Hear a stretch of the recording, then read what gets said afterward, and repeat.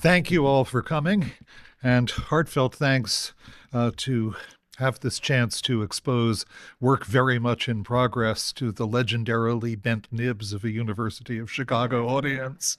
Coming to speak here, for those who know the place, is a little bit like being John Scotus on that legendary bad day when his students sharpened their nibs a little too much. Thanks also to Joel Isaac for the very generous invitation to deliver this lecture, to Atya Singh, Nick, and John, and the others who have made all the arrangements so seamless that my PowerPoint even worked, which is not something on which one can always rely. And of course, more generally, to the University of Chicago, which I still think of as my home. I arrived here at 17, ignorant, terrified, and confused, and left some years later, still ignorant, terrified, and confused, but at least on the way to trying to do something about that. And I like to think back on my wonderful teachers here, Hannah Gray, Eric Cochran, Noel Swerdlow, Arnaldo Momidiano, and many others. I'm also delighted to address the subject of this talk and this center, because rhetoric in all its forms and avatars has never been more central, more important to scholarship or to public discourse than it is at this moment, when crises of so many kinds afflict it, and it's so difficult to know how to practice it in a constructive way. And finally, it's a great honor to speak in a lecture named for Richard McKeon. I didn't have the good fortune to study with Richard McKeon. In fact, I was too scared, and I was not the only one. But when I arrived here, his works were literally everywhere. From the introduction to Aristotle and the selections from medieval philosophers, which played vital roles in that time, at least still in general education, to his eye-opening studies on the history and meaning of rhetoric, which I read as greedily as I avoided making personal contact. This was the time when rhetoric was being rediscovered, and bliss was it to be alive in those days. We had courses on rhetoric. Hannah Gray herself was a specialist in it and taught us a great deal about it. Visitors like Walter Ong, who came from a remarkable term here, taught us more. And Professor McKeon, by his writing, if not in my case, by his presence, taught us an incredible amount.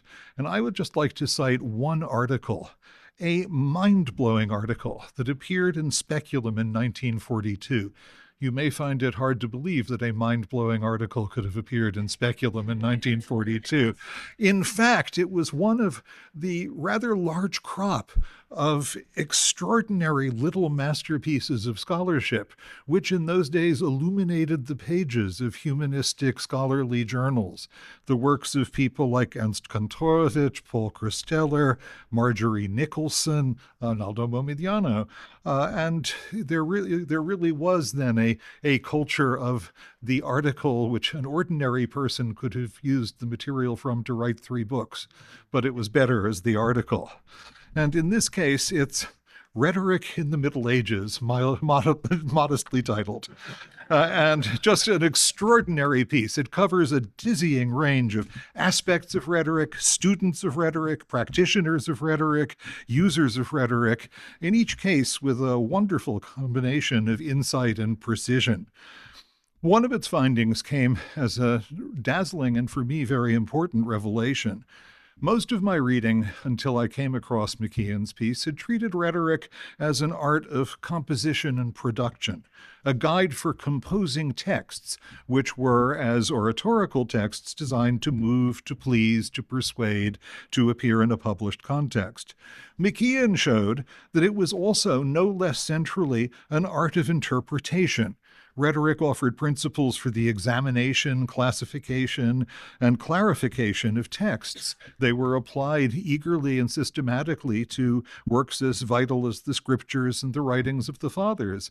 When Peter Abelard, McKeon says, assembled apparently contradictory texts in his Sic et Non, Yes and No, the book that McKeon, with a collaborator, actually managed to finish editing just at the very end of his career, a wonderful text. The rules for interpreting them, which he set forth in the prologue, involve such directions as careful consideration of context, comparison of text, specification of time, place, and person, determination of original sense of statement, differentiation of general measures from particular. Although this method led to a further step, indeed many further steps, at this stage it is rhetorical. Indeed it was. Logic might rule rather than rhetoric in the schools and universities of the Middle Ages, but that logic actually incorporated rhetoric and rhetorical principles, as McKeon showed at length. For me, the discovery that rhetoric was as much hermeneutical as homiletical was a real mind-blower, and it has kept me busy ever since. So this point, applied in McKeon's article to theology and his own central fields of the 12th and 13th centuries, has found wider applications over the generations since he wrote it. One is in Cathy Eden's wonderful work on the humanistic tradition of hermeneutics, based, as she shows, on rhetorical principles. Another was made by that great historian Carlo Ginzburg, who followed this track in a different direction. He showed that the analytic mode of rhetoric played a central role in the work of that most brilliant, original, and provocative of Renaissance scholars, Lorenzo Valla.